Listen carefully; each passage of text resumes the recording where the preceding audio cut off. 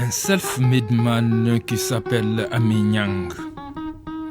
Il a fait ses fortunes grâce à l'immigration qu'il ne conseille cependant pas actuellement. Réalité du moment oblige. Des fortunes dont personne ne connaît aujourd'hui le chiffre d'affaires, excepté lui-même qui n'en souffle pas mot. Pourtant, sa richesse crève l'œil, suffisamment illustrée par sa magnanimité dont parlent Toucaï et tous ces malheureux difformes ou simples passagers besogneux rencontrés ici et là. Amy Niang, c'est le démenti personnifié de la théorie des pingres selon laquelle l'argent n'aime pas le bruit, car pour lui, donner n'appauvrit jamais le bienfaiteur, au contraire. Moi, mon père n'avait même pas un franc pour que j'aille à l'école. Fils unique de son père et de sa mère, il commence ses études en 1936 à l'école de Kasso à Caille, qu'il abandonnera 6 ans plus tard contre sa volonté au moment pourtant où il compte parmi les têtes bien faites de la classe. On m'a fait sortir là pendant que j'étais le 6e de ma classe, à la fermeture des classes. Je suis sorti comme 6e, mais à la rentrée de classe, on m'a dit que je ne peux pas continuer. Je ne sais pas pourquoi. Qu'à cela ne tienne, le sort se chargera de son destin. Alors s'ouvre à lui le chemin de l'aventure, destination ex-Zaïre, actuel Congo démocratique, dans les mines de diamants. En 1973, j'ai été au Congo-Zaïre. J'ai été jusqu'à dans les mines de diamants du Congo-Zaïre à Bakonga, dans les Bujimaï. Je suis resté jusqu'en 1963. Et de 1963, je suis revenu au Mali. Il n'y avait pas de désagrément au Mali. J'étais le seul commerçant à Caille. J'ai cessé de marchandises soit à Dakar, soit à Abidjan, soit au Ghana. Mais personne ne voyageait. Moi, j'étais le seul commerçant. Retour à Caille, il cessait au commerce qui lui réussira.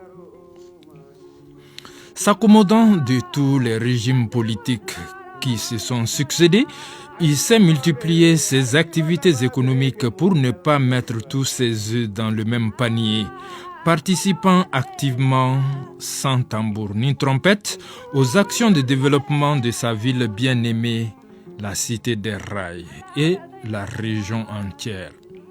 C'est en 1965 qu'il effectue son premier pèlerinage et le tout dernier voyage à la Mecque à 95 ans. Leader religieux indéboulonnable de la région depuis 29 ans. Le 19 janvier, j'ai quitté la Mecque pour Bamako. C'est mon dernier voyage. Quand moi j'ai des problèmes, si j'ai prié Dieu et il a accepté, j'ai toujours rendu la monnaie d'aller à la Mecque. Parce que j'ai commencé à aller à la Mecque en 1965. Vous avez fait combien de tours déjà? Je ne peux pas le savoir.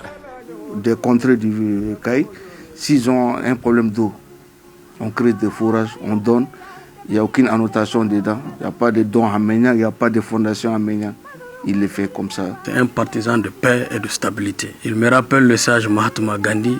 C'est un vieux qui a toujours prôné la paix et la stabilité. Sa connaissance du Mali profond, pour l'avoir sillonné à maintes reprises, lui a permis d'enfiler souvent le manteau de grand médiateur dans des conflits qui déchirent les contrées proches et lointaines. Partisan de la paix et de la stabilité qu'il s'est révélé au bout du compte. Sa première distinction, reconnaissance nationale, chevalier de l'ordre national, il l'obtient en 1983. J'ai servi mon pays et mon pays m'a servi. Mais je ne me suis pas servi de mon pays. Je ne me suis pas servi du Mali. Mais j'ai servi le Mali, à l'intérieur comme à l'extérieur. Mali a été un grand pays, grand pays. Presque tous les grands partis africains sont partis de Bamako. Les gens de votre génération, généralement, trouvent qu'ils ne se reconnaissent pas dans le Mali d'aujourd'hui. Est-ce que c'est votre cas? C'est mon cas. C'est mon cas. Parce que je connais le Mali fier Je connais le Mali sérieux. Je connais le Mali hospitalier. Et il y avait la concordance entre les enfants du Mali et l'Afrique. Moi, j'étais à l'école en 1936. Si quelqu'un voulait me corriger, il me corrige. Puis il va même voir mon père. Il lui dit que, voilà, j'ai dit, Nyang, est-ce que vraiment c'est son fils? Je l'ai vu faire ça. Je l'ai vu faire ça. Mon père dit, pourquoi tu ne l'as pas frappé? C'est son gauche, c'est son enfant. Donc aujourd'hui, tu frappes quelqu'un, demain on t'appelle à la police. Pourquoi? Parce qu'il y a la loi universelle. Cette loi universelle ne nous arrange pas, nous, en Afrique ici. Les enfants sont foutus. Bon, vraiment, ça. J'ai l'espoir sur ma conviction musulmane. Parce que Dieu est éternel. Et il ne condamne pas à jamais. Aujourd'hui, il y a des gens qui sont sur la terre du Mali, il y en a qui sont en haut, qui ont demandé des clémences.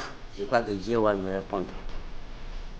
Je suis convaincu que le Mali aura sa liberté, aura sa dignité d'être d'hier.